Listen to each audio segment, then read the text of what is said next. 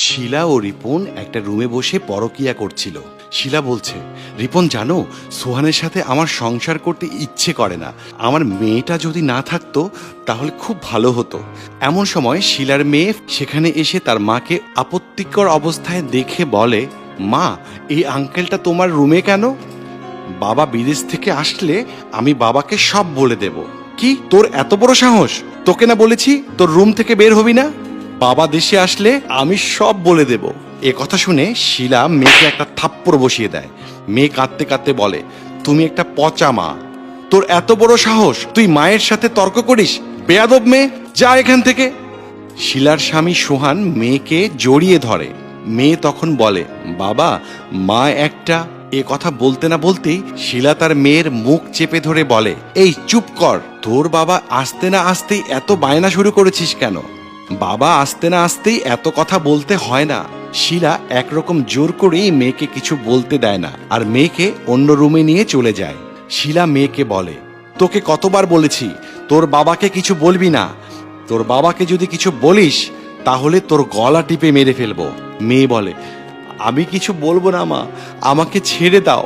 কিছুক্ষণ পর শিলা লুকিয়ে রিপনকে ফোন করে বলে, সোহান বিদেশ থেকে আসার পর ফারিয়া তাকে সবকিছু বলার চেষ্টা করছে।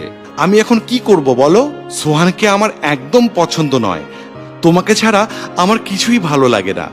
আমার মেয়ে যদি বলে দেয় তাহলে কি হবে বুঝতে পেরেছো? মনে হচ্ছে পথের কাঁটাকে সরিয়ে দেওয়া উচিত। আমি তোমাকে ছাড়া বাঁচতে পারবো না। আমার সন্তান আমার কাছে বড় না, তুমি আমার কাছে সব কিছু। আমি তোমাকে চাই। এ কথাগুলো পেছন থেকে সোহান সব শুনে ফেলে, কিন্তু কিছু বলে না। পরের দিন শিলা দুধের সাথে বিষ মিশিয়ে দেয়।